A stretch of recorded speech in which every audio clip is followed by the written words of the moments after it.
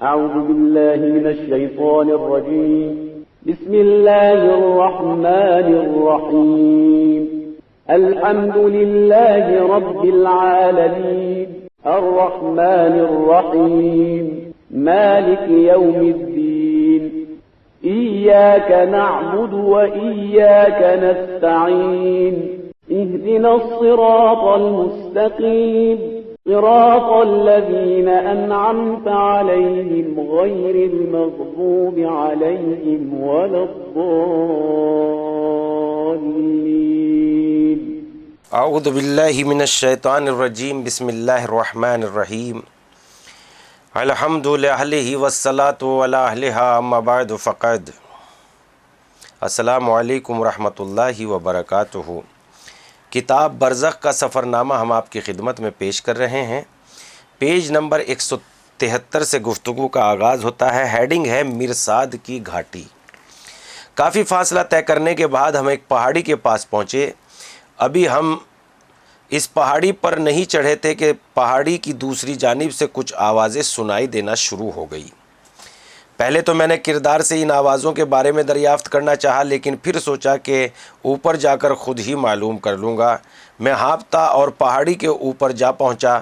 جب میں نے اوپر سے دوسری جانب نگاہ دوڑائی تو میں نے ایسی عجیب و غریب چیزیں دیکھیں جن کی وجہ سے خوف و وحشت نے میرے پورے وجود کو اپنی لپیٹ میں لے لیا.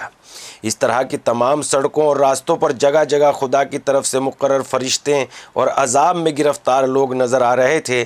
جو کبھی اس راستے سے گزرنا چاہتا تھا اسے مکمل چھان بین کی جا رہی تھی. میں نے آہستہ آواز میں کردار سے پوچھا، یہاں کیا ہو رہا ہے؟ یہاں پر لوگوں نے اتنی زیادہ پوچھ گچھ کیوں کی جا رہی ہے؟ کردار نے جو ایک جانب دیکھ رہا تھا کہا، یہ مرصاد کی گھاٹی ہے.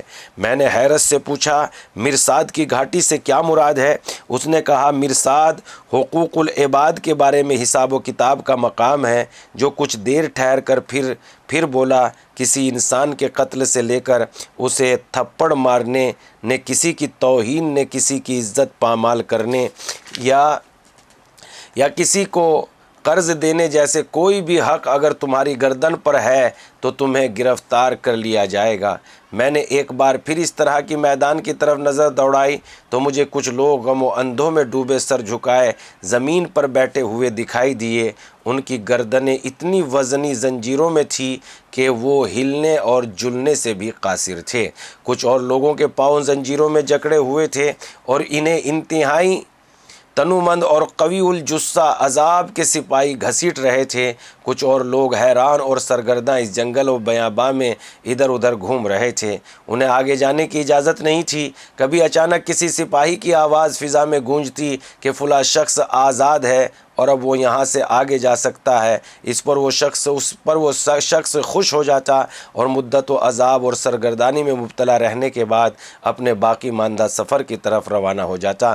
کردار نے میری طرف دیکھ کر کہا، جلدی سے آگے بڑھو، یہاں پر اس سے زیادہ ٹھہرنا ٹھیک نہیں ہے. میں جانتا تھا کہ میری ذمے بھی کچھ لوگوں کے بہت سے حقوق ہے، لہذا جیسے ہی میں اس وادی میں پہنچوں گا مجھے گرفتار کر لیا جائے گا. میں نے خوف کے مارے پریشان ہو کر کہا، کیا ہم کسی اور راستے سے آگے نہیں جا سکتے؟ اس نے کہا، نہیں، کیونکہ عذاب کے سپاہی تمام علاقے کی بڑی سخت نگرانی کر رہے ہیں. اس کی وجہ یہ ہے کہ حقوق العباد میں کسی طرح کی کوئی رعایت نہیں ہے. خدا تعالیٰ ظالم کے ظلم سے کسی صورت بھی چشم پوشی نہیں کر سکتا. خدا تعالیٰ اپنے حقوق یعنی حقوق اللہ سے تو صرف نظر کر سکتا ہے، اس بارے میں شفاعت کرنے والوں کی شفاعت قبول کر سکتا ہے، لیکن وہ ذات حقوق العباد کے بارے میں کسی رعایت کی قائل نہیں ہے. میں نے کردار سے پوچھا، یہاں پر اس جرم کے مرتکب لوگوں کو کیسے شناخت کیا جاتا ہے؟ اس نے کہا، ان سپاہیوں کے پاس ان لوگوں کے نام موجود ہیں جن کے ذمے حقوق العباد ہیں. یہ لوگ ایسے شخص کی شناخت کر کے اسے آگے جانے سے روک دیتے ہیں. میں نے کہا، جس شخص کو روک لیا جاتا ہے اسے کتنی مدت تک اس بیابان میں حیران و سرگردہ رہنا پڑے گا؟ اس نے کہا، اس مقام پر لوگوں کے ٹھہرنے کی مدت مختلف ہے. بعض لوگ یہاں پر چند دن، بعض چند مہینے اور بعض لوگ کئی سال تک یہیں رہنے پر مجبور ہے. میں نے حیرانی سے کہا، حقوق العباد کے حساب میں اتنی زیادہ دیر لگے گی؟ اس نے کہا، یہاں پر خدا کے عدل کی حکمرانی ہے اور یہاں پر ظالموں سے مظلوم پر ہونے والے مظالم کا حساب لے گا۔ صرف اس صورت میں ہی کسی کی گلو خلاصی ہو سکتی ہے کہ مظلوم خود اسے معاف کر دے۔ اگر مظلوم اپنے حق کو معاف نہ کرے تو اس کے بدلے میں ظالم کی نیکیاں اسے مل جاتی ہیں تاکہ اس سے وہ خوش ہو جائے۔ اگر اس کی نیکیاں اس حد تک نہ ہو تو مظلوم کے گناہ ظالم کے کھاتے میں ڈال دیے جاتے ہیں۔ دراصل اس عمل سے ظالم سے قصاص لیا جاتا ہے۔ یہ باتیں سن کر میں خوف و ہراس میرے وجود کے اندر سرایت کر گیا، لیکن میرے پاس ان خدائی سپاہیوں کے آگے پیش آنے کے سوا کوئی چارہ نہ تھا۔ چنانچہ میں آگے چل پڑا۔ ہم اس پہاڑی کے دامن پر اترے اور جہاں کچھ فاصلے طے کرنے کے بعد اس گھاٹی میں جا پہنچے۔ تھوڑی دیر میں ایک سپاہی میرے سامنے کھڑا تھا۔ چند لمحوں میں ایک افسر کے حکم پر میری گردن میں ایک بہت موٹی زنجیر ڈال دی گئی تھی۔ انہوں نے مجھے اس کی وجہ پوچھنے کی بھی مہلت نہ دی اور کھینچتے ہوئے راستے سے دوسری جانب لے گئے۔ میں نے بہترے ہاتھ پیر مارے اور ہلائے، کسی طریقے سے ان کے ہاتھ سے بھاگ جاؤں، لیکن ان کی بے پناہ قوت کے سامنے میری ہر کوشش بیکار تھی۔ اس دوران میں نے کردار کی طرف دیکھ کر کہا، اگر ہو سکے تو ان سے میری گرفتاری کی وجہ تو پوچھ لو۔ وہ ان سے کچھ پوچھے بغیر آگے آیا اور کہا، تم خود اچھی طرح سے دنیا میں انجام دیے ہوئے اپنے اعمال کو یاد کرو۔ یہ لوگ بغیر وجہ کے کسی کو گرفتار کر کے عذاب میں نہیں ڈالتے۔ میں نے اپنی گرفتاری کی وجہ کے بارے میں کچھ سوچنا شروع کیا تو یاد آیا کہ میں دنیا میں مال حرام کی کوئی پرواہ نہیں کرتا تھا۔ میں ہر ممکن راستے سے حرام مال جمع کرتا، خود بھی حرام کھاتا اور اپنے اہل خانہ کو بھی حرام کھلاتا۔ اس دوران میں نے ایک اور شخص کو دیکھا جس کے ہاتھ پاؤں آگ سے دہکتی آہنی زنجیروں میں جکڑے ہوئے تھے۔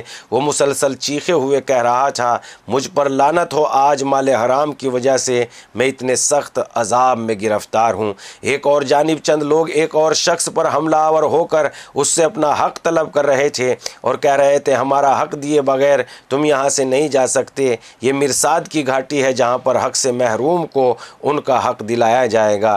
کردار نے کہا، ان سپاہیوں سے التجا کر کے ان سے اپنے گھر والوں کے خواب میں جانے کی اجازت لے لو۔ ایک سپاہی نے ہماری گفتگو سن لی اور مجھے عذاب خدا کر کے اپنے اہل خانہ کے خواب میں جانے کی اجازت مل گئی۔ میں نے اپنی بیوی کے خواب میں جا کر اس سے کہا، میں نے جو مال ناجائز اور حرام راستے سے جمع کیا تھا اسے اس کے مالکوں تک پہنچا دو۔